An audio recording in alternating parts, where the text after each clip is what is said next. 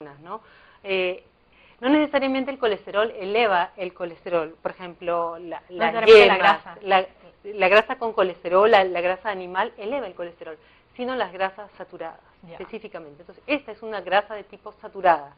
Entonces, no tiene colesterol. Un paréntesis, ¿cuáles son las grasas no saturadas que sí son buenas para el Por ejemplo, los aceites líquidos, el aceite de oliva, el aceite de ajonjolí, por ejemplo, el aceite de pescado. La grasa que está en el pescado o en la palta, por ejemplo. Exactamente, en la palta. Esas son las grasas en los frutos secos. Exactamente. Tú presionas eso y sale un aceite que no se va a solidificar a temperatura ambiente. Es un poco también la manera fácil de identificar una grasa saturada, que es manteca a temperatura ambiente, de una no saturada, que es líquida a temperatura ambiente. Y las buenas conciencias son necesarias y muy beneficiosas para el cerebro, por ejemplo. Sí, ¿no? son esenciales, ¿no? Esencial significa que el organismo no la puede producir. Tienes que consumirla con frecuencia. Entonces, cuando acá viene un aspecto sumamente negativo del que se habla poco. Por ejemplo, tú consumes grasas hidrogenadas, de estas que estamos hablando, parcialmente hidrogenadas de la industria, y dejas de producir los esenciales. Tu organismo, digamos que compiten entre ambos. Entonces, un niño, un lactante que consume este tipo de grasas, no va a tener un crecimiento adecuado, un desarrollo adecuado, porque, mira, qué interesante, porque si la mamá que da de lactar consume grasas hidrogenadas, le transmite a su bebé este tipo de aceite. Y va a evitar que este niño pueda procesar las grasas esenciales para su crecimiento adecuado, su desarrollo, su capacidad cerebral, su crecimiento y desarrollo cerebral de la retina, etc. Yo he escuchado gente decir cosas hasta como que la leche materna tiene grasa. Sí, ¿no? O sea, eso sucede cuando la mamá consume grasas trans, porque la leche no contiene grasas trans. Solo es dependiente de lo que consume. Si la mamá que está dando de lactar consume pescados, va a tener omega 3. Si consume aceite de oliva, va a tener mucho aceite de oliva, esa leche materna. Es muy dependiente de Entonces, lo que estamos hablando de las margarinas. ¿La mantequilla que no es margarina también tiene? También tiene. ¿Qué pasa? Que así como la industria genera, es una grasa artificial, se genera grasa trans en mínimas cantidades en el rumen de las vacas. ¿Qué cosa es el rumen? O sea, en la leche de vaca, en la grasa de las leches animales. Entonces, la grasa de la leche contiene una pequeña cantidad de grasas trans, que es alrededor del 2 y 3%, por ejemplo, en comparación con la grasa industrial que tiene 60%. ¿no? Entonces, debido a esta amplia diferencia, se habla solo de, porque son iguales en realidad, son bien muy parecidas en cuanto al daño que generan.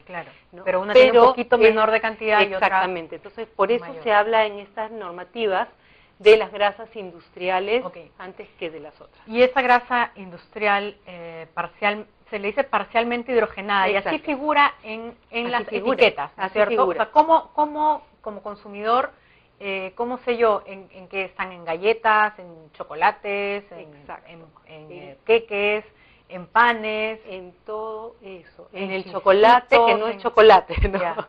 Porque hay chocolates que dicen dulce con sabor a chocolate, algo así, porque es grasa hidrogenada, parcialmente hidrogenada, con colorantes y saborizantes. Y en los chisitos, papitas, Ortis, estas cosas también. También hay grasa hidrogenada por el aceite que usan y por la temperatura a la que se genera con la fritura, porque hay aceites con mínima cantidad, por ejemplo, de grasas trans que se generan también por el calor. Pero esta generación de grasas trans por la alta temperatura del aceite es baja, ¿no? Entre 5 puede ser y 7%, a veces un poco menos.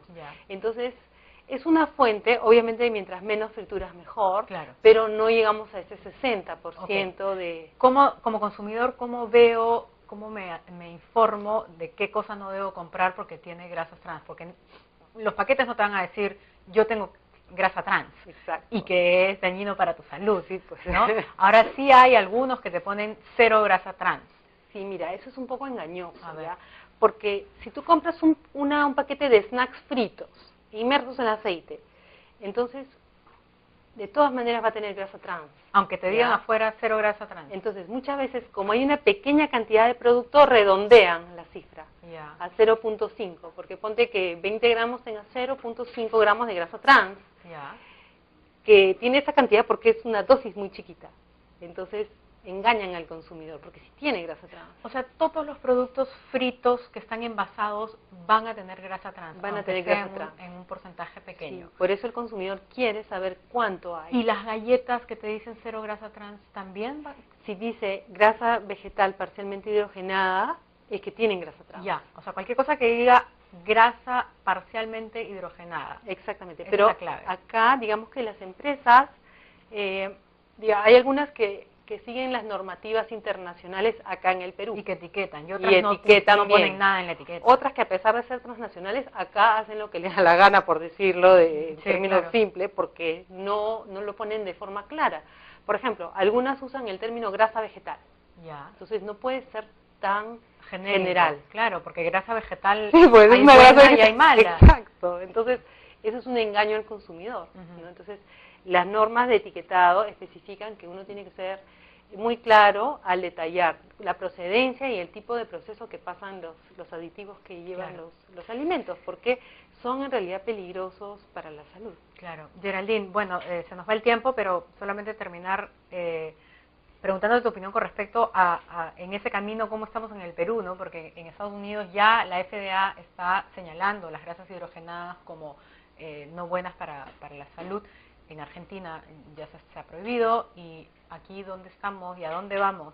Sí, mira, nosotros esperamos que se tomen medidas serias para, uno, informar al consumidor y también para prohibirlas, para el uso industrial, ¿no? Va a ser una pelea fuerte, ¿no?, contra el lobby. Sí, esperemos que no, porque mira que las empresas se deben a sus consumidores y tienen que respetar también al consumidor, no engañarlo. O sea, tú no le estás vendiendo un paquete de galletas como si fuese una cosa saludable. Totalmente de acuerdo contigo, pero viendo lo que pasó con la ley de alimentación saludable para niños, niñas y adolescentes, que fue una lucha a muerte, ¿no?, entre la salud y el comercio. Y el interés. Digamos que la lucha va a ser fuerte.